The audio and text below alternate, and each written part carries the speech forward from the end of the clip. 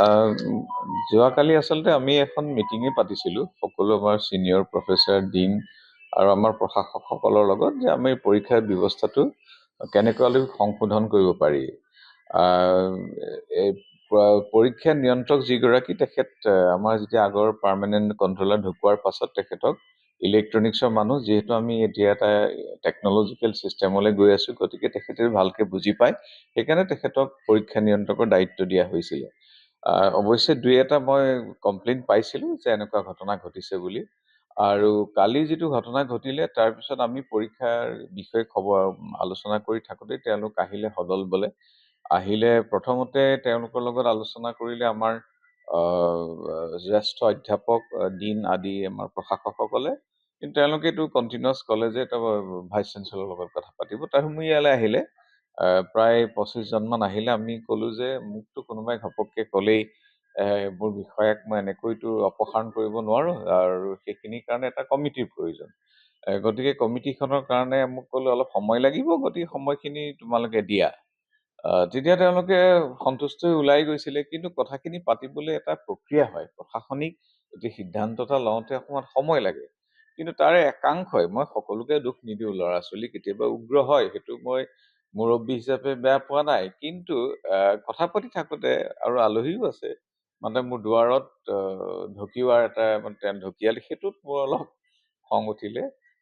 খংটো উঠিব নালাগিছিলে, কিন্তু কথাটো হ'লো তেনেকুৱা।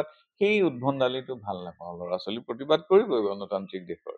তাৰপিছত আমি সিদ্ধান্তটো দিছোঁ যে আমাৰ পঞ্জীয়কেই বৰ্তমান পৰীক্ষা নিয়ন্ত্ৰকৰ কাম কাজখিনি চাব। আমি এখন কমিটি এতিয়া কৰিছোঁ, যিহেতু ঈদৰ কাৰণে কেইদিনমান বন্ধ থাকিব, শনি দেওবাৰ বন্ধ থাকিব, গতিকে বন্ধ খোলাৰ লগে লগে তেওঁলোকক আমি 7 দিন সময় দিম। তেওঁলোকে আমাক ৰিপৰ্ট দিব। সেই ৰিপৰ্ট আমি বিবেচনাৰ্থে আমি পৰৱৰ্তী ব্যৱস্থা হাতত ল'ম। সেইটো সেই কনচিডাৰেশ্যন চলি আছে। মই কেইবাগৰাকী অধ্যাপকৰ পৰা নমিনেশ্যন বিচাৰিছোঁ, তেওঁলোকেও কেইগৰাকীমান দিছে। আমাৰ PGSU আৰু আইন ছাত্ৰ সন্থা, এটা সন্মিলিত কমিটি এখন হ'ব।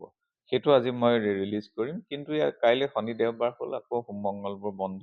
বুধবাৰৰ পৰা আই থিংক 7 দিন দিলে বেছি ভাল হ'ব, কাৰণ যিহেতু এতিয়া বন্ধ আৰম্ভ হ'ল মানে। গতিকে কথা, আৰু ইতিমধ্যে যথেষ্ট কাম লোৱা হৈছে। কালি আমি যিটো পৰীক্ষাৰ প্ৰশাসনৰ সংশোধন কৰিছিলোঁ, আমি দুটা ইমেইল, আচলতে কি মানে পৰীক্ষা নিয়ন্ত্ৰক যিগৰাকী আচলতে ডিব্ৰুগড় ইউনিভাৰ্চিটিত সোমাবই নোৱাৰে। তাৰ কাৰণে আমি আচলতে তেওঁৰ এইটো এটা চিক্ৰেট, পৰীক্ষাৰ কামটো এটা মানে নিয়ন্ত্ৰকজনক সদায় লগ কৰাটো সমীচীনো নহয়। তাৰ কাৰণে আমি দুটা ইমেইল খুলিছোঁ, এটা আণ্ডাৰ গ্ৰেজুৱেট, এটা PG কাৰণে। এজন বিষয়া দিছোঁ, ডেপুটি কণ্ট্ৰলাৰ। শুকুৰবাৰে আমি এইটো আজি নটিফিকেশ্যন ওলাব যে 2টা বজাৰ পৰা 5টা বজালৈকে যাৰ যি অভিযোগ থাকে তেওঁলোকে তাত এড্ৰেছ কৰক। আৰু তৃতীয়তে আমি এখন গ্ৰিভান্সেছ ডেস্কো বনাইছোঁ।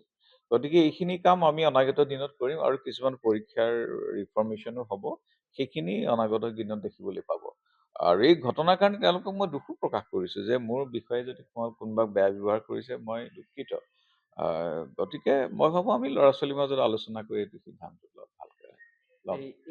সেই 7 দিনৰ সময়ত আমাৰ পৰীক্ষা